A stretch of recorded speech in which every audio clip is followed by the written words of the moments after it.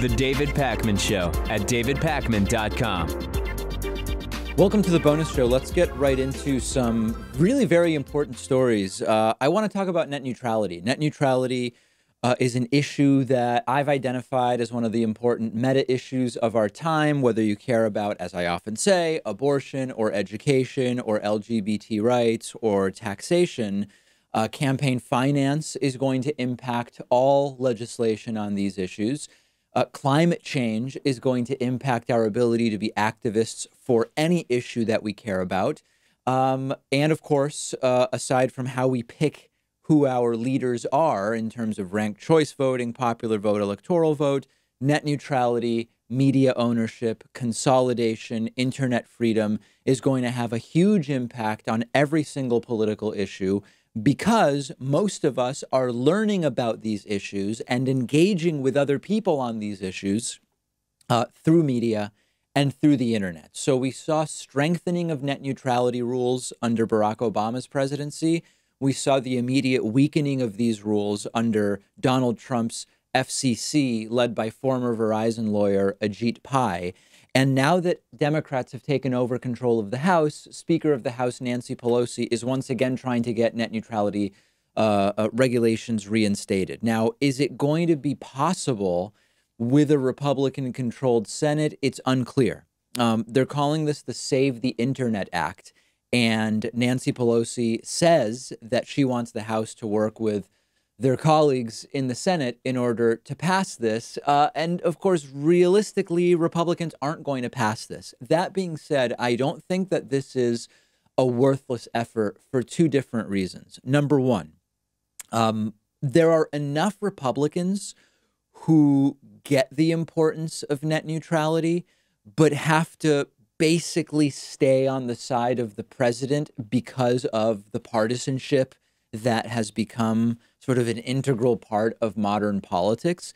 However, if things continue to be dicey for Donald Trump, if there is serious opposition to Trump as we close in from within the Republican Party, as we close in on when the Republican primary would have to get going, if there is going to be a strong primary challenger, there may be an opportunity to get buy-in from just enough Senate Republicans on the basis of being part of this sensible, reasonable opposition to Trump. Still Republicans, but we don't like Trump. There may be sort of a window of time there where you could get enough Republicans in the Senate to go along with this that you could maybe reinstate net neutrality. What about Trump's veto power? That's certainly a question. Then you would have to look at a veto override, and that could be a much bigger uphill battle. But even aside from that, there's still, I think, the opportunity for there to be value in trying to do this, because if the House passes reinstating net neutrality, and Democrats are able to at least get a vote in the Senate, then you can now have Republicans on the record as being against reinstating basic net neutrality. And that could be of value in the 2020 Senate elections. Are those reasons alone? You know, I've talked before about symbolic attempts to pass legislation and when they make sense and when they don't make sense, and 65 votes to repeal Obamacare when it was obvious that even if they somehow were able to pass it in the House and Senate, Barack Obama would have vetoed it.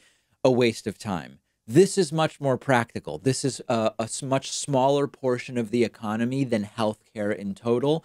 This is something where you could actually maybe get it passed in both houses. So I do think that this is worthy of trying. Would I advise Democrats to take 65 votes on it the way Republicans did in the House on repealing Obamacare?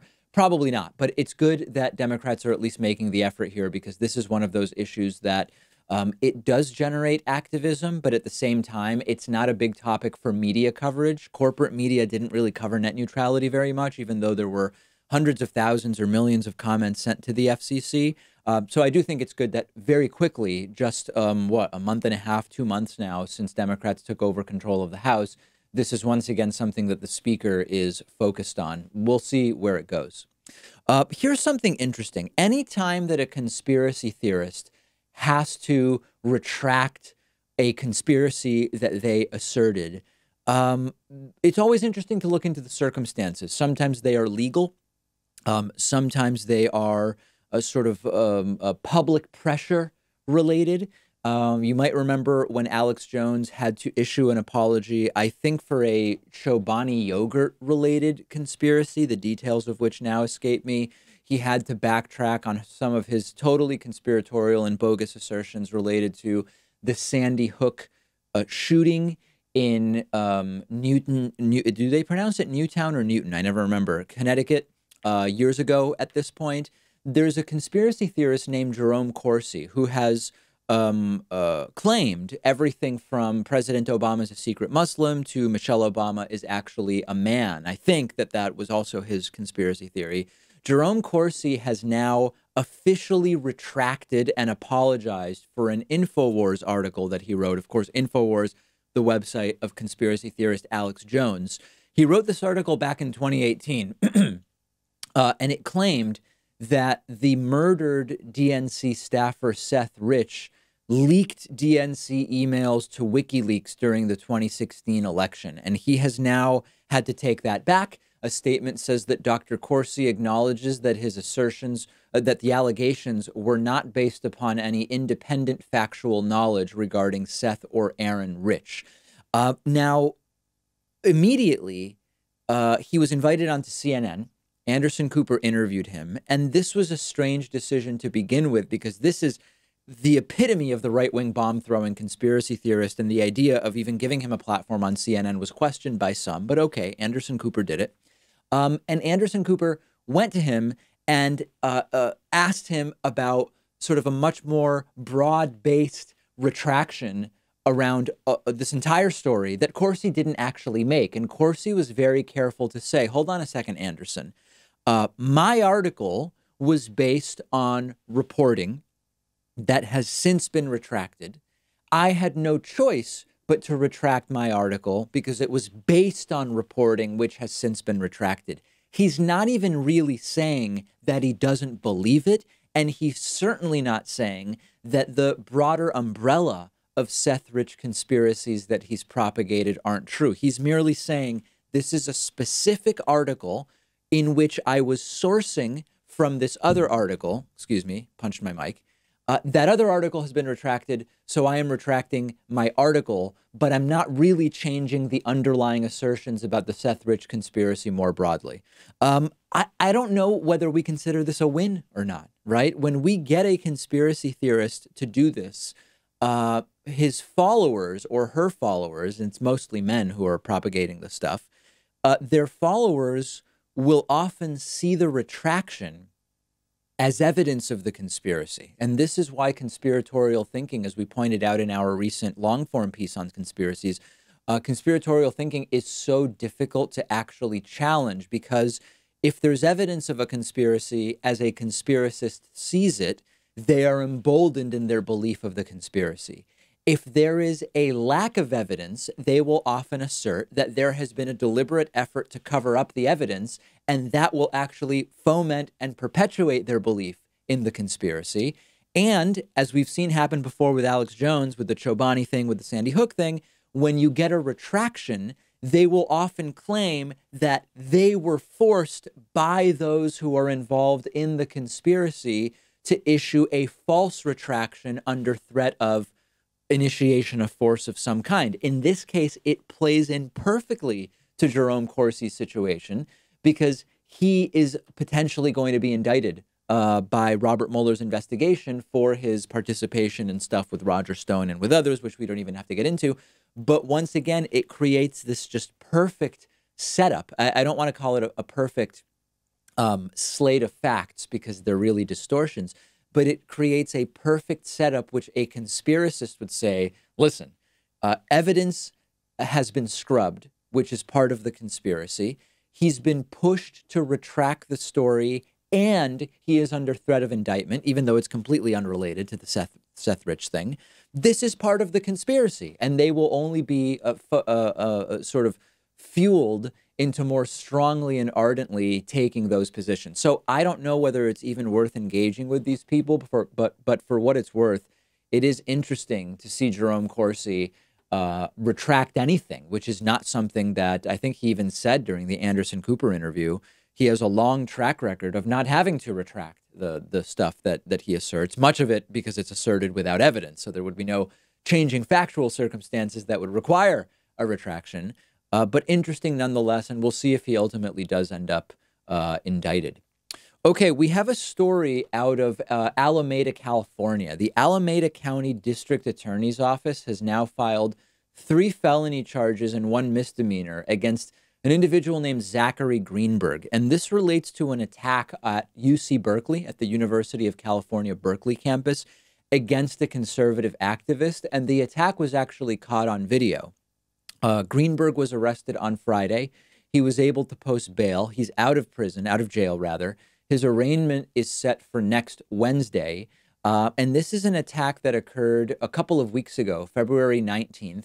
Turning Point USA which is this right-wing think tank with which people like Charlie Kirk and Candace Owens are associated. They were able to identify the alleged victim to CNN as Hayden Williams, who was invited to UC Berkeley to help recruit students for a chapter of Turning Point USA on campus, a right-wing group at this known, infamously left-wing university campus. The charges have been filed against Greenberg. They include felony assault, felony battery, felony criminal threats, and a misdemeanor vandalism charge. And the right is going absolutely bonkers about this, and they really shouldn't. But in order for us to all kind of be operating with the same legal framework and sort of moral framework, no leftist should defend the actions of Greenberg. And to be clear, I've not seen any leftist defend the actions of Greenberg.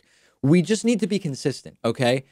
Empirically speaking, in the aggregate, the vast majority of political violence in the United States is right-wing violence against right-wingers who are not right-wing enough, or left-wingers. It's a spectrum. How you define everybody exactly is always sort of a complicated thing. We should be against violence of the physical kind, period, right?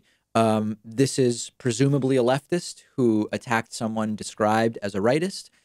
We have a criminal justice system that can identify, hopefully accurately, when such crimes have been committed or there's evidence that such crimes have been committed. We should denounce violence of all kinds, and we should encourage the criminal justice system to do its thing. There is no rational basis on which we should be defending Zachary Greenberg's actions here. But we should not be sort of lulled into making stronger critiques of the left than those which the facts require. And that's what gets me back to the empirical aggregate data, which is the majority of the violence is not being done by left-wingers or left-wing activists. We have data from everybody ranging from the FBI to the Anti-Defamation League, to the Southern Poverty Law Center. The vast majority of political violence, physical violence based along or catalyzed by political beliefs in the United States is being done by right-wingers, period. So when this happens, don't fall for making a bigger critique of the left than that which is warranted by the facts, as I said, but also don't reflexively defend someone because they are on the left. And it's almost, I'm kind of preaching to the choir. I think that 99% of our audience, if not even closer to 100%, understands this and wouldn't defend these actions. But this is often how narratives end up being created that are damaging to the progressive left because we mishandle these situations. Doesn't matter what the circumstances are of which campus this happens on. Doesn't matter whether you could say Turning Point USA is ideologically violent, right? You could really make the case, I think accurately, that Turning Point USA is involved in the perpetuation of ideas which, if carried out to their full conclusion, to their logical ends, would inflict political violence on minorities, on poor people, whatever. That's a perfectly fair argument, but there is no winning when you say, and the correct response is physical violence when they're trying to organize politically and make speech that is protected constitutionally. We just lose. I don't think almost anyone is doing it, so I mention it, but I'm not accusing anyone in particular on the left of doing that, but let's not fall into their traps because they're very, very good at laying these traps for us, and I don't want anybody falling for them. If I'm misunderstanding this in some way, if you think that in these situations there is a place for physical violence, I'm open to having my mind changed. I'm not exactly sure what argument you would make, but I welcome your comments and look forward to hearing from you. The David Pakman Show at davidpakman.com.